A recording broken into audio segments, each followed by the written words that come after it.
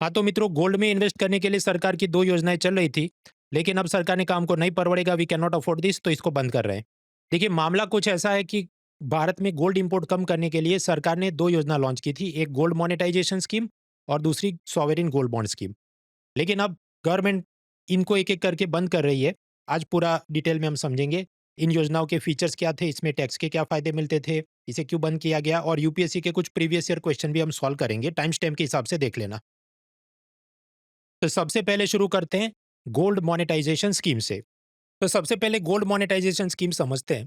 देखिए आपके पास extra gold jewellery वगैरह पड़ा है, आप बैंक में जमा करो, बैंक वाले उसे दे देंगे एमएमटीसी नाम की एक सरकारी कंपनी को, वो जाके नीचे या तो इसके खुद के गोल्ड कॉइन और गिफ्ट सेट बनाएंगे या किसी ज्वेलर को बेच देंगे या ये पीसी मदरबोर्ड वगैरह मैन्युफैक्चरिंग वाली कंपनियों को दे देंगे क्योंकि इन कंप्यूटर पार्ट्स में भी गोल्ड का इस्तेमाल होता है। प्रश्न इसमें हमारा क्या फ़ायदा है? देखिए, आपने जो गोल्ड डिपॉज़िट किया, उसके सामने हर साल आपको करीब 2% ब्याज मिलेगा और मैच्योरिटी मतलब 1 साल से लेके 15 साल की ये स्कीम्स होती हैं। मैच्योरिटी पर आपको आपका गोल्ड वापस हो जाएगा। अब आप समझो ये जो गोल्ड आपको वापस होगा, तो या तो आप कैश में पैसा वो माँग सकते हैं, तो अगर 35,000 का गोल्ड था, बाद में 90,000 का हो गया, तो आपका फ़ायदा है। या सेकंड ऑप्शन, आप कहो मुझे कैश में नहीं चाहिए, मुझे काइंड में वस्तु के रूप में मेरा गोल्ड वापस कर दो। लेकिन हो सकता है कि आपका गोल्ड आपने मान लो चूड़ी या कंगन दिया था, लेकिन वो तो पिघला के किसी और ने इस्तेमाल कर लिया ना, तो आपको उसके बदले गोल्ड का कॉइन या बिस्किट मिल सकता है और उसमें भी क्योंकि भाव बढ़ गया तो आपका प्रॉफ़िट है। अभी मित्रों वीडियो पॉज़ करके आप टेबल पढ़ लेना कि ये गोल्ड मोनेटाइज़ेशन स्कीम में शॉर्ट, मीडियम और लॉन्ग टर्म की डिपॉज़िट रहती थी और उसमें कितना ब्याज या तो बैंकर देता था या भारत सरकार देती थी, वो दिया है। अब इन्वेस्टर की इसमें चांदी हो गई क्योंकि 2019 में 10 ग्राम गोल्ड का भाव था 35,000 जो जो बढ़ के हो गया 2025 में 90,000 तो यानी 157% ग्रोथ और इन्वेस्टर को मजा आ गया तो उन्होंने तो 31,000 किलोग्राम गोल्ड इसमें डिपॉजिट किया है। अब सरकार को पसीने छूट गए कि भाई इतना सब तो हमको नहीं परवड़ेगा, इतना पैसा कैसे वापस करेंगे? तो सरकार ने कहा देखो जो पुराना डिपॉजिट आया था उसको तो हम सेटल करेंगे, लेकिन ये 2025 मार्च के बाद से अब नए मीडियम और लॉन्ग टर्म वाले डिपॉजिट हम नहीं लेंगे। यानी वो ऐसा बोल रहे हैं कि शॉर्ट टर्म डिपॉजिट वाली स्कीम चालू है लेकिन मीडियम और लॉन्ग टर्म वाली हमने बंद कर दी है। लेकिन वो खुल के नहीं बोल रहे हैं, वो ऐसा खुल के कबूल नहीं कर रहे हैं कि हमको नहीं परवड़ेगा, we can not afford it therefore we are stopping it. वो चिकनी चुपड़ी बात कर रहे हैं क्योंकि आप जानते हैं कबूलेंगे तो नवा भी कम हो जाएगी, इसलिए चिकनी चुपड़ी भाषा में बोल रहे हैं we are discontinuing due to evolving market conditions and performance of the scheme. तो भाई आम आदमी को समझ आए ऐसा आसान भाषा में बताइए। देखिए, मैं आपको आसान भाषा में बताऊँ तो दिल्ली ऑफ़लाइन में आप यूपीएससी कोचिंग के लिए जाते हैं, 3,000 बच्चों का मान लीजिए एडमिशन हुआ है, तब वो कोचिंग इंस्टीट्यूट 300 का एक ऐसे 10 बैच करेगा। अब उसमें से कुछ बैच ऐसे होंगे जहाँ पर उनके जो सीनियर टीचर खुद पढ़ाएँगे, तो बच्चों को बहुत मज़ा आएगा, उसको ये कहेंगे वो स्टार बैच है। लेकिन अब स्वाभाविक है 10 बैच में तो वो पैरेलल पढ़ा नहीं पाएँगे, तो कुछ और बैचेज़ में जूनियर टीचर को काम सौंप देंगे, तो वहाँ बच्चों को कम मज़ा आएगा। इसी कारण एक ही कोचिंग इंस्टीट्यूट का फीडबैक लोगों से माँगो, तो कुछ लोग अच्छा बोलते हैं, कुछ लोग बुरा बोलते हैं। अनअकैडमी इस प्रॉब्लम को ऐसे सॉल्व करता है कि मान लो 4,000 बच्चों ने एडमिशन लिया तो वो सभी मनचाहे टीचर से पढ़ सकते हैं।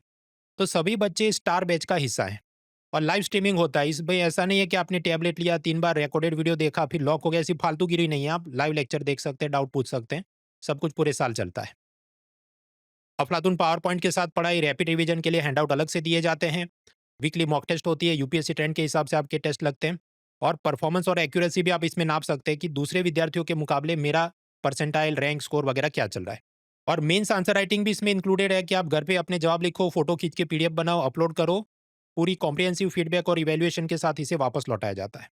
कुछ तो ऐसे कोचिंग इंस्टीट्यूट हैं जो सिर्फ ये mains answer writing with evaluation के 18,000 की उनकी वो प्रोडक्ट चलती है।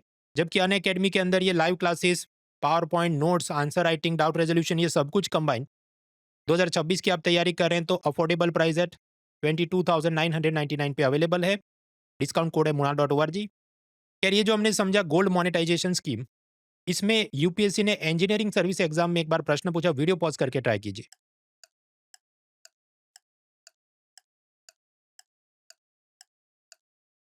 देखिए चौथा वाक्य क्या बोला है कि सरकारी घाटा पूरा करने का फिस्कल डेफिसिट का इसका ऑब्जेक्टिव है, तो वो तो गलत बात है ना, वो कोई संबंध ही नहीं है।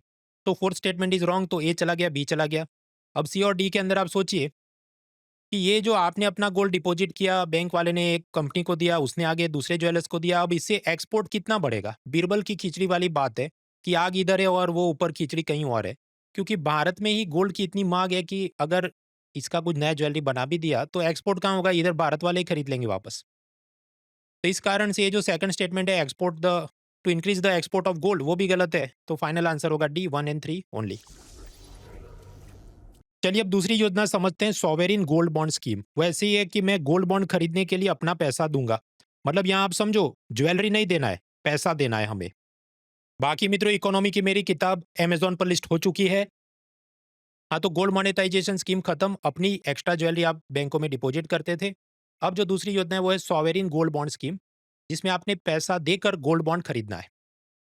इसमें ऐसा है कि मान लीजिए मैं 35,000 रुपये दूं, सपोज 2019 में आरबीआई को मैं ये पैसा दूंगा, सामने वो मुझे 10 ग्राम का गोल्ड बॉन्ड देंगे। समझो, ये गोल्ड बॉन्ड मतलब उसमें सोना नहीं होगा, वो तो सिर्फ बोलने की बात है कि 10 ग्राम गोल्ड के प्राइस जितना इसका भी वैल्यू है। इसमें मुझे क्या फायदा? हर साल आरबीआई मुझे 2% ब्याज देगी और मैच्योरिटी यानी 8 साल बाद जो मैंने इन्वेस्ट किया है वो प्रिंसिपल मूलधन मुझे वापस करेगी। लेकिन वो 10 ग्राम का गोल्ड बॉन्ड मुझे वापस करेगी, जिसका अब मान लो भाव बढ़ के 75,000 90,000 कुछ हो गया हो, तो स्वाभाविक है उस हिसाब से मेरा बहुत प्रॉफिट हो जाएगा। तो ब्याज कम मिलता है पर मूलधन पे आपको बड़ी कमाई मिलती है। अब इसको भी सरकार ने बंद करवाना पड़ा, क्योंकि 2019 में आपने इन्वेस्ट किया 35,000 का, 2025 तक वो 90,000 का हो जाए, 157% रिटर्न। तो गवर्नमेंट ने कहा we can not afford this, तो इसको बंद करते हैं। आपके आरबीआई ने चालू किया तो सरकार क्यों मना करे? देखिए, आरबीआई पब्लिक डेट मैनेजर है, यानी सरकार के लिए रिजर्व बैंक जनता से ये पैसा उधारी में ले रहा है। इस कारण से आरबीआई तो मैनेजर है, असल मालिक तो सरकार है। तो हमने देखा काफ़ी अच्छी योजनाएँ थी, मतलब कुछ पैसा डालो सीधा 150% रिटर्न आपको मिल जाए, लेकिन इस पे अभी इनकम टैक्स चढ़ेगा कि नहीं, ऐसा भी यूपीएससी ने कुछ बार पूछा, समझ लेते हैं। अब प्रश्न होता है इन चीज़ों पर टैक्स कितना लगता है, क्योंकि कुछ बार यूपीएससी ने ऐसे भी प्रश्न पूछे हैं। देखिए, जो गोल्ड बॉन्ड वाला था जिसमें हर साल हमको 2% ब्याज मिलता था, वो आपकी टैक्सेबल इनकम में काउंट होगा, उस पे आपको इनकम टैक्स भरना पड़ेगा। हालाँकि बजट वीडियो में हमने जैसे देखा था 12 लाख रुपए तक तो आप कमाते तो कोई इनकम टैक्स है नहीं।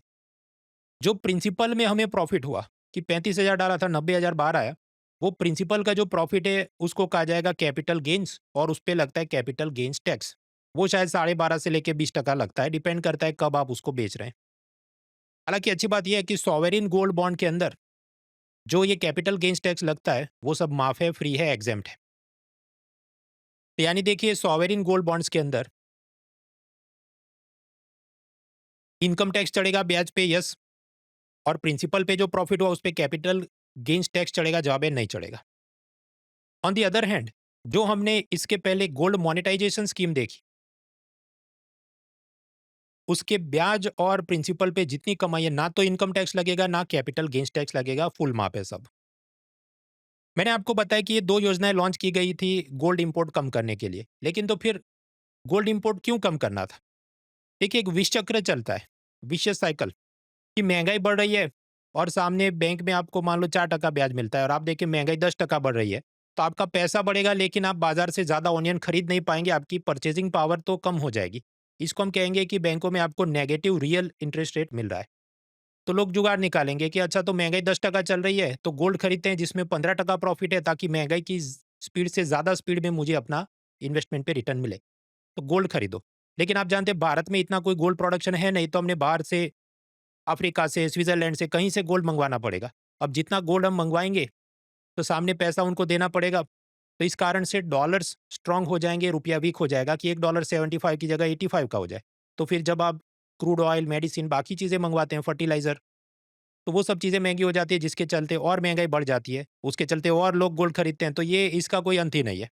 तो इस पूरी साइकिल को यदि ब्रेक करना है, तो सरकार ने ऐसी नई स्कीम्स लॉन्च करनी थी। तो उसमें एक तो sovereign gold bond scheme launch किया और दूसरा गोल्ड मोनेटाइजेशन स्कीम लॉन्च किया।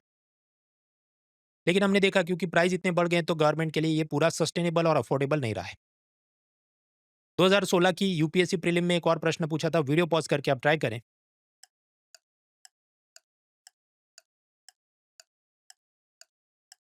देखिए, दूसरा स्टेटमेंट क्या बोला है कि ये 2 योजनाओं के चलते भारत के गोल्ड ज्वेलरी सेक्टर में बहुत सारा फॉरेन डायरेक्ट इन्वेस्टमेंट यानी विदेशी निवेश आ जाएगा।